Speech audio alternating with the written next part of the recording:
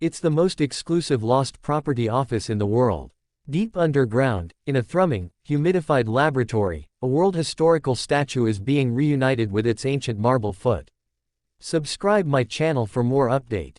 Of all the rooms at the Acropolis Museum in Athens, this is the most pulse-quickening, which is saying something considering that the building houses treasures of antiquity including friezes from the Parthenon. Professor Nikolaos Stampolidis, Director General of the museum, is playing the role of an archaeological Prince Charming. He must decide if the deftly chiseled toes are a match for the sculpture of a Kouros, or naked youth on display as part of the permanent collection until conservators began to suspect that the foot bone connected to the leg bone might be the wrong one. Perhaps the foot in the lab, which was found elsewhere at the Acropolis, will be a perfect fit.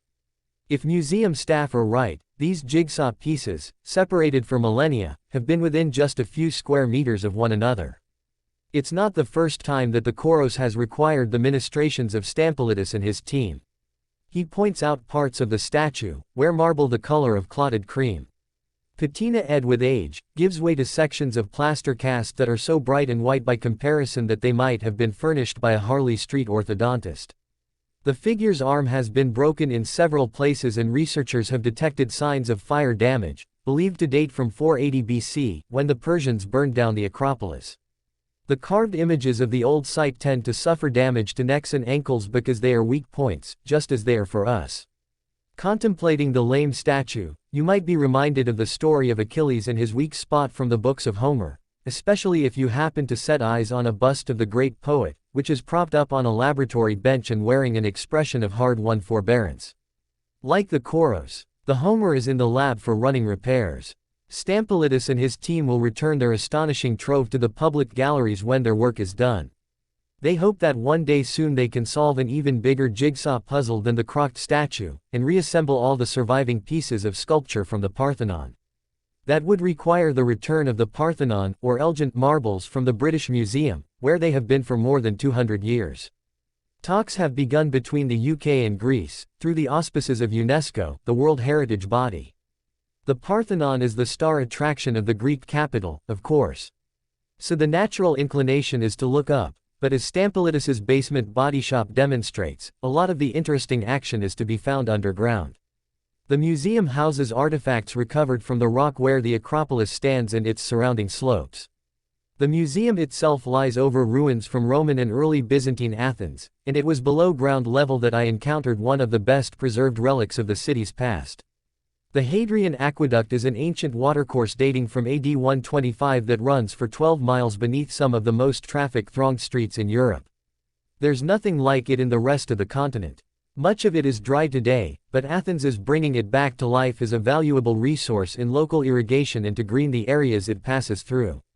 On a sweltering morning, the sunken passage has the chalky cool of a catacomb.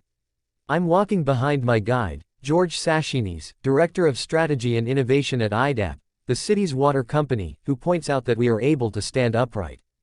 The Romans needed the aqueduct to be high not for the water but for the men who were excavating it, he says. They sank 400 wells to the depth of the water table, and then joined them to each other.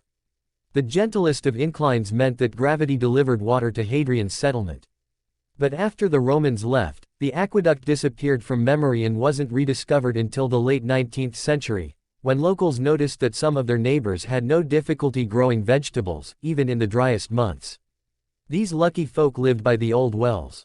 At present, the aquifer beneath Athens discharges into the sea, with no environmental benefit. The city is going to divert this flow through the old aqueduct again, and pump it up at points along the route in order to water market gardens, allotments and livestock. The work will begin in 2023, and is due to take 4 years. Making use of this natural resource, instead of wasting it, will reduce energy costs, and help Athenians to keep their city green in temperatures that have been known to reach 48°C. At the very point where Sashinis and I are standing, the mouth of the old Roman tunnel, the aqueduct will debouch into new water gardens, a lush and refreshing oasis at the heart of the metropolis.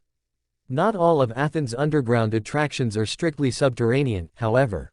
Take the events of the Summer Festival, which runs in the capital and the neighboring city of Epidaurus. Although thousands head to the slopes of the Acropolis to watch opera and rock from the marble bleachers of the classical pleasure dome that is the Odeon of Herod's Atticus. There's an alternative, off-the-books aesthetic at another venue across town. Pyrios 260 is a disused furniture factory in an industrial quarter near the port of Piraeus. The rust-streaked metal walls of the former workshop will reverberate to electronic music, dance and theater. This is a hidden area of Athens, says Maria Panagiatopoulou, one of the festival organizers. Foreigners might miss it if it wasn't for the shows and events, but it's full of bars and cafes.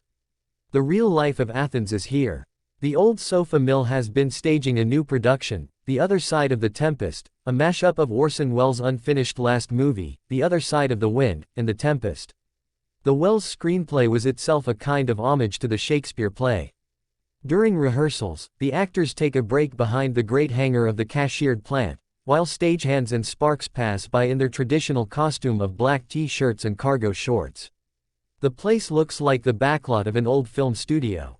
The cultures of different ages are in dialogue with each other this summer in Athens, where the Achilles heel of an antique statue can be a connection between the past and the present.